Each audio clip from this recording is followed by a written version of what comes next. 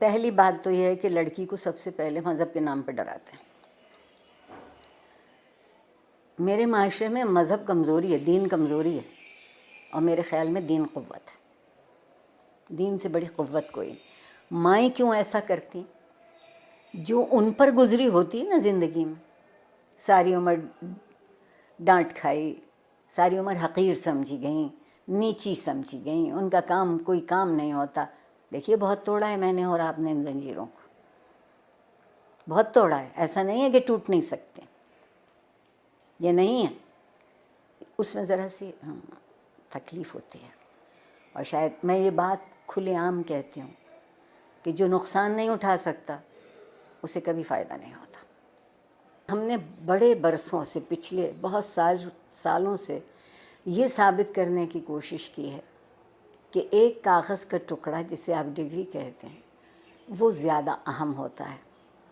اور اس کے لیے ہم نے نصاب تعلیم کو بھی، آپ دیکھیں نا، اگر مجھے انگریزی کا لفظ بولنے کی اجازت دیں، ملٹیپل چوائسز، کوئز، نہیں، یہ ہم طوطے تو نہیں پڑھاتے نا، ہم حساس ذہین انسانوں کو پڑھاتے ہیں اور ان کے حس اور ان کی ذہن سے کام نہیں لیتے. اس کی بنیادی وجہ یہ ہے کہ جب میری نسل جو تقریباً قبل از مسیح سے ہے وہ پڑھتی تھی تو تعلیم کے ساتھ ایک بڑا ضروری لفظ جڑا ہوا تھا، وہ تربیت تھا. اب ہم نے تعلیم کے ساتھ تربیت کو شامل نہیں کیا ہے. کہیں آپ یہ دو لفظ لکھا نہیں دیکھتے. پھر ایک اور کمال کیا ہمارے ہاں جنرل ضیاء الحق صاحب نے، جنہیں میں اپنا محبوب بھی کہتی ہوں، کہ انہوں نے ہم سے مکالمہ چھین لیا، سوال کرنے کی اجازت نہیں رہی. تو جو معاشرہ سوال کرنا بھول جاتا ہے وہ جواب کیسے ڈھونڈے گا؟ اور ڈگری ہمارے ہاتھ میں دی گئی کہ ہم ایک اچھا روزگار تلاش کرتے. میں کہتے کہتے مر جاؤں گی کہ زندگی کو روزگار چاہیے ہوتا ہے، روزگار کو زندگی نہیں چاہیے ہوتی.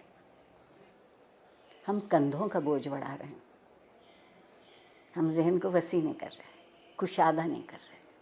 استاد کو اجازت نہیں ہے کہ جو کتاب اس کے ہاتھ میں ہے اس کے علاوہ وہ کچھ کہہ سکے کہ کہیں اور سے پڑھا ہو. ٹھیک.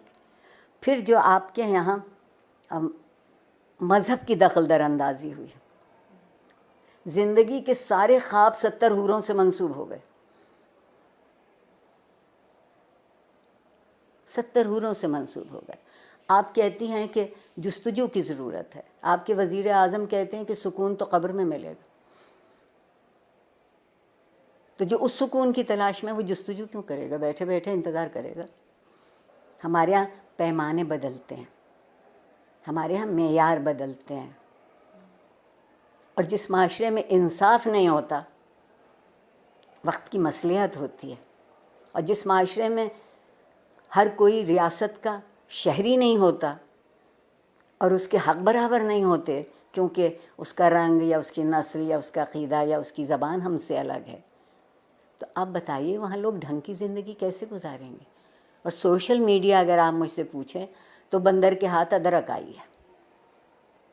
جس کو یہ معلوم نہیں کہ اسی کو کتنا مثبت طریقے سے، اسی سے تربیت ہو سکتی ہے، اسی ٹول کو استعمال کیا جا سکتا ہے، اسی آلے کو ان کی طالب علموں کی بہتری کے لیے. مگر اس کی بجائے آپ وہاں دیکھیے تو کیا ہو رہا ہے. جب میں پل بڑھ رہی تھی اس زمانے میں ڈائری لکھنے کا رواج تھا، اور ڈائری اس قدر خفیہ چیز ہوتی تھی کہ جتنے اب نیب بینک اکاؤنٹ بھی نہیں تلاش کر سکتی. اب آپ کوئی بات لکھتے ہیں اور اس پہ 2-4 منٹ کوئی دوسرا کوئی تبصرہ نہیں کرتا تو آپ اداس ہو جاتے ہیں کہ میرے سٹیٹس پر ابھی تک کسی نے رائے نہیں دی. آگے بڑھنے کا اگر طریقہ ہوگا تو وہ یہ ہوگا کہ کچھ دنوں ہم سب گردن جھکا کے آئینہ دیکھنے لگے. گردن جھکا کے آئینہ دیکھیں گے تو ہماری سمجھ میں اپنا آپ آئے گا. میں اگر اپنے آپ کو پہچان لوں، مجھے معلوم ہو جائے کہ یہ میری مثبت صورتحال ہے، یہ منفی ہے، آئیے مثبت کو بڑھا لیتے ہیں، منفی کو چھوڑ دیتے ہیں.